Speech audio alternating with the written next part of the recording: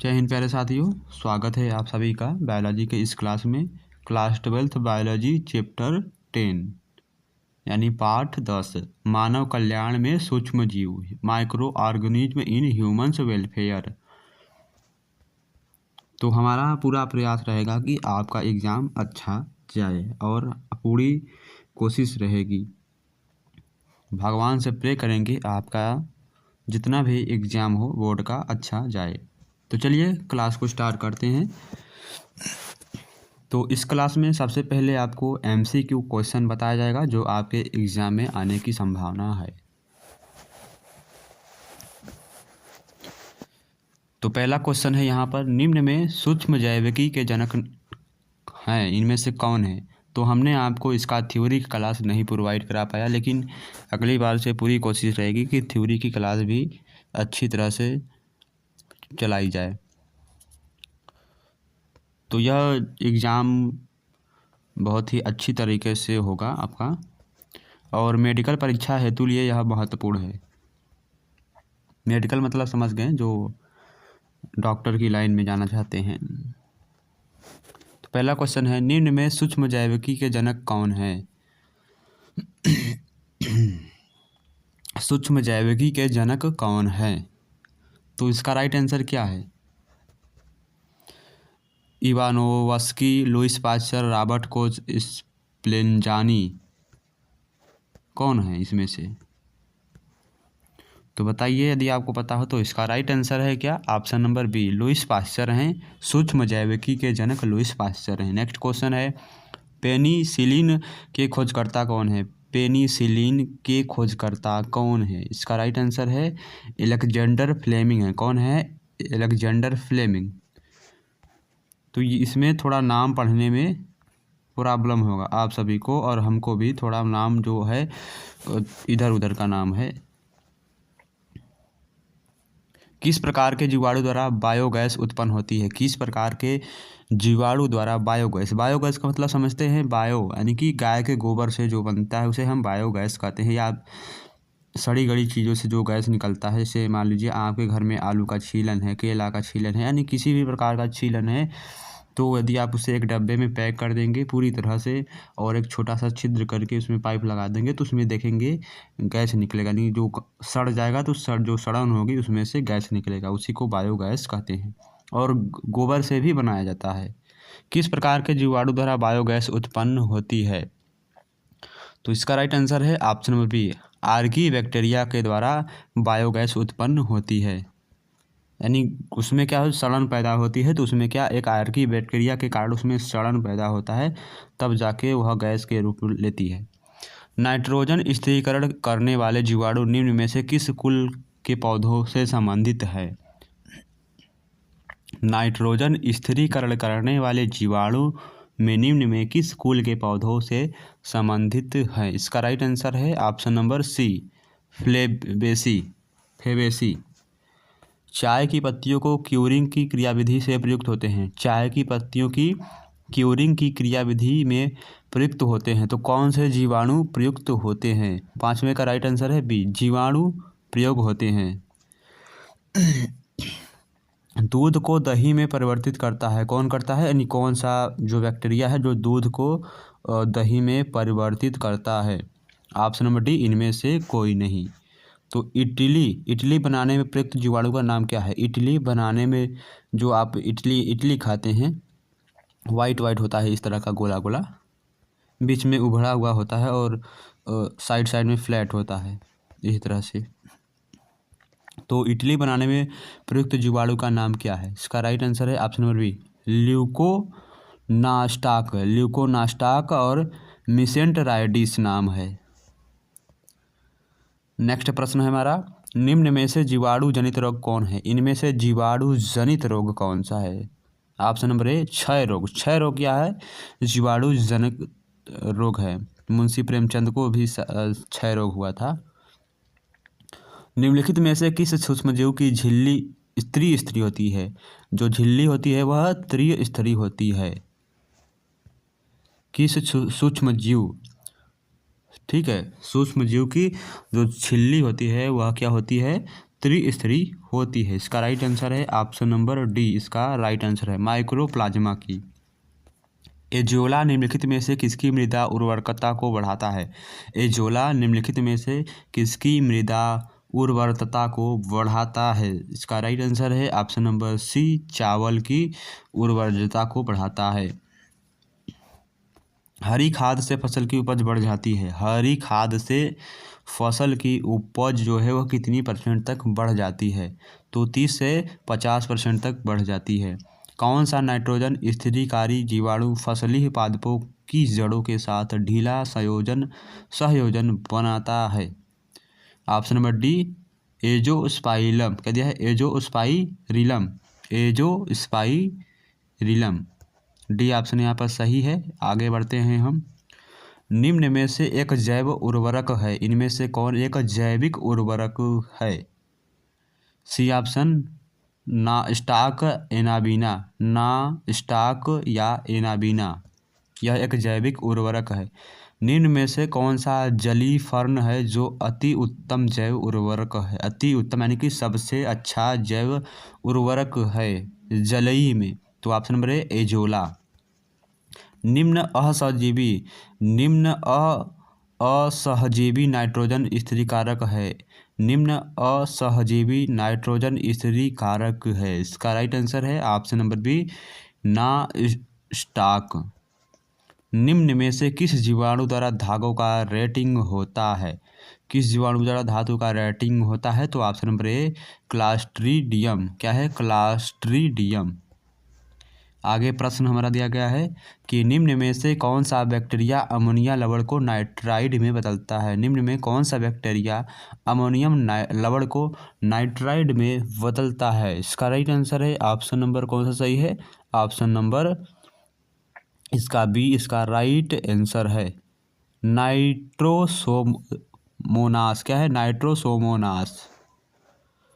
Next प्रश्न है, NO2 nitrogen oxide को NO2 से डिनोट करते हैं और यहाँ नाइट्रिक दिया है N2 में। नाइट्रोजन को N2 में परिवर्तित करने वाले बैक्टीरिया क्या कहलाते हैं? नाइट्रोजन को N2 में परिवर्तित करने वाले बैक्टीरिया को हम क्या कहते हैं? बैक्टीरिया को हम डिनाट्रीफाइंग जीवाणु कहते हैं। क्या? डिनाट्रीफाइंग जीवाणु। निम्न जीवाणु मनुष्य में रोग उत्पन्न करता है। निम्न जीवाणु मनुष्य में रोग उत्पन्न करता है। कौन सा जीवाणु? तो इसका राइट आंसर है एशेरिकिया कोलाई। एशेरिकिया कोलाई। सभी नए नए नाम हैं। आगे बढ़ते हैं हम। इसमें आपको 38 क्वेश्चन बताया जाएगा, वह विकल्पी के। तो नेक्स्ट है, जीवाणु को प्रथम बार किसने खोजा था? जीवाणु को प्रथम बार खोजा गया था। किसमें खोजा गया था? ऑप्शन नंबर सी, वर्षा के पानी में जीवाणु को सबसे पहली बार खोजा गया था। निम्न में से अनुवांशिक वाहक कौन सा है? निम्न में से अनुवांशिक यानी कि अनुवांशिक का मतलब समझ गए। अनुवांशिक का चैप्टर हमने पढ़ाया है, जाकर देखिए अनुवांशिक किसे कहते हैं। तो निम्न में से अनुवांशिक वाहक कौन सा है? प्लाजिड्म। बैक्टीरियल राइबोसोम कहलाते हैं। बैक्टीरियल राइबोसोम हम किसे कहते हैं? पॉलीराइबोसोम को हम बैक्टीरियल राइबोसोम कहते हैं। सबसे छोटा बैक्टीरिया है, तो इनमें से सबसे छोटा बैक्टीरिया कौन सा है? तो डायलिस्टर। सेलुलोज से बने पदार्थ पर उगने वाले अवयवी कह दिया है। सेलुलोज से बने पदार्थ पर उगने वाले अवयवी मीथेनोजेंस उत्पन्न करते हैं। तो मीथेनोजेंस क्या उत्पन्न करते हैं? डी ऑप्शन, मीथेन को उत्पन्न करते हैं। फायकोसायानिन व फाइकोइथिलीन वर्णक पाए जाते हैं। तो किस में पाए जाते हैं? ये दोनों चीज़ किस में पाए जाते हैं? ऑप्शन नंबर बी, साइनोबैक्टीरिया में पाए जाते हैं। आगे प्रश्न हमारा दिया गया है, आकार विहीन जीव है। आकार विहीन जीव इनमें से कौन सा है? सी ऑप्शन यहाँ पर सही, माइक्रोप्लाज्मा क्या है? आकार विहीन जीव है। लिटिल लीफ ऑफ ब्रिंजिल रोग होता है। लिटिल लीफ ऑफ ब्रिंजिल रोग किसमें होता है? ऑप्शन नंबर ए, माइक्रोप्लाज्मा द्वारा होता है। नील हरित शैवाल में नीले हरे वर्णक का निर्माण संगठन रहता है। इनमें से नीला वर्णक क्या कहलाता है? इनमें से जो नीला वर्णक है वह क्या कहलाता है? फाइकोसायानिन कहलाता है। क्या? फाइकोसायानिन कहलाता है। नेक्स्ट है, ग्राम पॉजिटिव तथा ग्राम निगेटिव जीवाणु की कोशिका झिल्ली बनी होती है। तो इसका राइट आंसर क्या है? ऑप्शन नंबर डी, प्रोटीन व लिपिड की बनी होती है। नेक्स्ट है, निम्न में से किसके उत्पादन के लिए कवक या सूक्ष्म जीवों का सक्रिय होना आवश्यक नहीं है? इसका राइट आंसर है ऑप्शन नंबर सी, दही। शराब के खट्टे होने का कारण क्या है? शराब जो होता है एल्कोहल, उसके खट्टे होने का कारण क्या है? ऑप्शन नंबर सी का राइट आंसर है वायु बी जीवाणु, यानी कि वायु में जो जीवाणु होते हैं उनके कारण शराब का खट्टा होना होता है। यह प्रोबायोटिक्स यह प्रोबायोटिक्स प्रोबायोटिक्स है। तो प्रोबायोटिक्स क्या है? तो प्रोबायोटिक्स जो है वह एक प्रकार का, हाँ, ऑप्शन नंबर डी, भोज्य पदार्थ पर जीवित सूक्ष्म जीव होता है। भोज्य पदार्थ पर जीवित सूक्ष्म जीव। भोज्य पदार्थों को संरक्षित यानी सुरक्षित रखा जा सकता है। भोज्य पदार्थों को संरक्षित का मतलब क्या था? सुरक्षित रखा जा सकता है। उसमें किस तरह से सुरक्षित रखा जा सकता है? तो उच्च तापमान पर, निम्न तापमान पर, परासरण दाब पर, ये सभी के द्वारा हम रख सकते हैं। निम्न में से किसमें कोच की अभिधारणाएं लागू नहीं होती है? कोच की अभिधारणाएं नहीं लागू होती हैं कुष्ठ रोग में। आगे प्रश्न है, पालीमिक्जा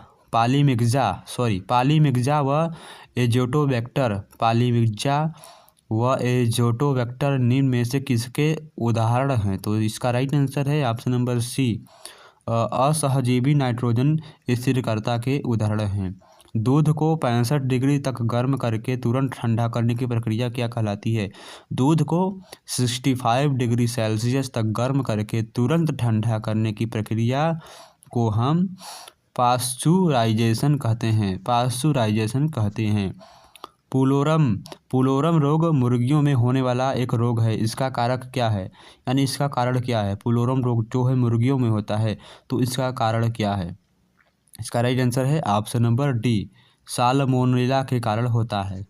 तो ये आपके बहुविकल्पी प्रश्न है। इसके आगे भी बहुविकल्पी प्रश्न है, तो उसको यदि हम बताएंगे तो वीडियो बहुत ज़्यादा बड़ा हो जाएगा। तो इसके बाद हम आपको अति लघु, दीर्घ और लघु उत्तरीय प्रश्न बताएंगे, और इसके आगे जो बहुविकल्पी प्रश्न है उसको दे दिया जाएगा, आपको पढ़िएगा, और आंसर भी आपको साथ में दिया जाएगा लास्ट में। तो चलिए आगे बढ़ते हैं। तो यहाँ पर सबसे पहले हम बात करते हैं विस्तृत उत्तरीय प्रश्न या दीर्घ उत्तरीय प्रश्न। तो पहला प्रश्न है, सूक्ष्म जीव क्या है? क्वेश्चन आते हैं, सूक्ष्म जीव क्या है, सूक्ष्म जीव किसे कहते हैं, सूक्ष्म जीव कैसा होता है, सूक्ष्म जीव का सचित्र वर्णन कीजिए। इस तरह से क्वेश्चन आते हैं। तो पहला क्वेश्चन क्या है? सूक्ष्म जीव क्या है? मानव कल्याण के लिए खाद्य औद्योगिकी में इनका क्या महत्व है? उदाहरण सहित समझाइए। दूसरा प्रश्न है, यदि पृथ्वी पर पाए जाने वाले समस्त सूक्ष्म जीव नष्ट हो जाएं, यदि पृथ्वी पर जो सूक्ष्म जीव पाए जाते हैं, समस्त जीव यानी कि सारे सूक्ष्म जीव नष्ट हो जाएं, तो मानव जीवन पर क्या प्रभाव, यानी क्या कुप्रभाव होगा, यानी उनका क्या इफेक्ट होगा? वर्णन कीजिए। नीचे दिया गया है, निम्नलिखित पर संक्षिप्त टिप्पणी लिखिए। तो पहला क्या है? बायोगैस उत्पादन में सूक्ष्मजीव। दूसरा है जैव नियंत्रक के रूप में सूक्ष्मजीवों का उपयोग। तो इन दोनों के बारे में टिप्पणी लिखना है। विस्तृत का मतलब बड़ा। चौथा प्रश्न है, सूक्ष्मजीव औषधि निर्माण के लिए उपयोगी है। इस कथन की पुष्टि कीजिए। सूक्ष्म जीवों द्वारा प्रदत्त कुछ प्रतिजैविक औषधियों के नाम लिखिए। नेक्स्ट है, जैव उर्वरक क्या है? कृषि में इनका क्या महत्व है? पांचवा प्रश्न है। तो इनमें से जो पहला प्रश्न है, पांचवा प्रश्न है, और क्या, हाँ, चौथा प्रश्न इम्पॉर्टेंट लग रहा है। सभी प्रश्न इम्पॉर्टेंट है, एक बार देखिएगा जरूर। नेक्स्ट प्रश्न है, वाहित मल उपचार यानी कि स्वार्ग ट्रीटमेंट, वाहित मल उपचार में सूक्ष्म जीवों के योगदान का वर्णन कीजिए। यह हमारा पहला प्रश्न है। लघु उत्तरी का, निम्नलिखित पर टिप्पणी लिखिए। पहला है किण्विक दूध, दूसरा है सूक्ष्म जीव उद्योग डेयरी में, औद्योगिक उत्पादन में सूक्ष्मजीव, इन तीनों पर टिप्पणी लिखना है। नेक्स्ट क्या है हमारा प्रश्न, निम्नलिखित में प्रयुक्त सूक्ष्मजीवों के नाम लिखिए। तो डबल रोटी में किस प्रकार का सूक्ष्मजीव होता है। दूसरा है दही या योगार्ट बनाने में किस प्रकार के सूक्ष्मजीव का प्रयोग होता है। तीसरा है अचार एवं सब्जियों को परिरक्षित करने यानी सुरक्षित करने में किस जीव यानी किस सूक्ष्मजीव का उपयोग होता है। चौथा नाइट्रोजन स्थिरीकरण जीवाणु के बारे में लिखिए। नेक्स्ट प्रश्न है चौथा है रासायनिक उर्वरक तथा जैव उर्वरकों का तुलनात्मक अध्ययन करते हुए सिद्ध कीजिए कि जैव उर्वरक भूमि की उर्वरा शक्ति तथा फसलों की गुणवत्ता को बनाए रखने हेतु अधिक उपयोगी है। नेक्स्ट प्रश्न है सूक्ष्मजीव से क्या तात्पर्य है, किन्हीं दो मानव कल्याणकारी क्षेत्रों में इनके योगदान की विवेचना कीजिए। अब हम बढ़ते हैं अति लघु उत्तरीय प्रश्न, जिनमें आपको क्वेश्चन के साथ आंसर भी बताया जाएगा। तो पहला क्या है हमारा प्रश्न अति लघु उत्तरीय में, तो सूक्ष्मजीव कहाँ पाए जाते हैं। तो सूक्ष्मजीव जो हैं वह सूक्ष्मजीव सर्वव्यापी होते हैं, यानी सभी जगह पाए जाते हैं। सूक्ष्मजीव सर्वव्यापी होते हैं। ये मृदा यानी मिट्टी, जल, वायु, मानव शरीर के अंदर तथा अन्य प्रकार के प्राणियों एवं पादपों यानी कि पेड़ पौधों में पाए जाते हैं। तो ये हो गए सूक्ष्मजीव कहाँ पाए जाते हैं।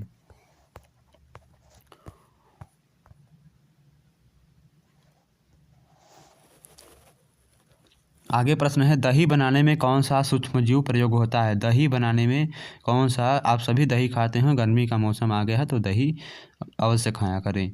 दही यानी दही जो होता है हमारे स्टमक यानी पेट को ठंडा रखता है। तो दही बनाने में कौन सा सूक्ष्मजीव प्रयोग होता है। तो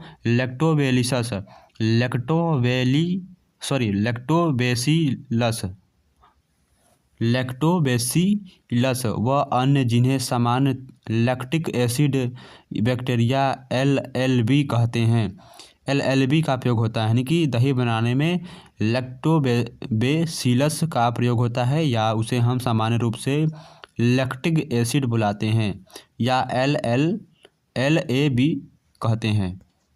दूसरा डबल रोटी बनाने में किस सूक्ष्मजीव का उपयोग होता है। तो बेकर ईस्ट यानी कि सैक्रोमाइसीज सेरिविसी का प्रयोग होता है। सैक्रोमाइसीज सेरिविसी का प्रयोग होता है। नेक्स्ट प्रश्न है वाहित मल यानी सीवेज से क्या तात्पर्य है। वाहित मल यानी सीवेज से क्या तात्पर्य है।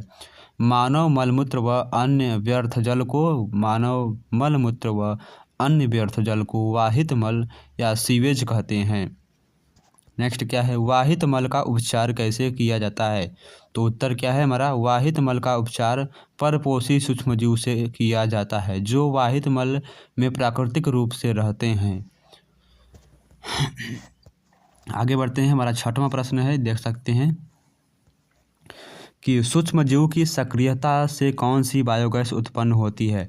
सूक्ष्मजीव की सक्रियता द्वारा बायोगैस, जिसमें मुख्यतः मीथेन गैस शामिल होती है और उत्पन्न होती है, यानी मीथेन गैस उत्पन्न होती है। नेक्स्ट प्रश्न है हमारा गोबर गैस संयंत्र का कितने प्रकार के होते हैं।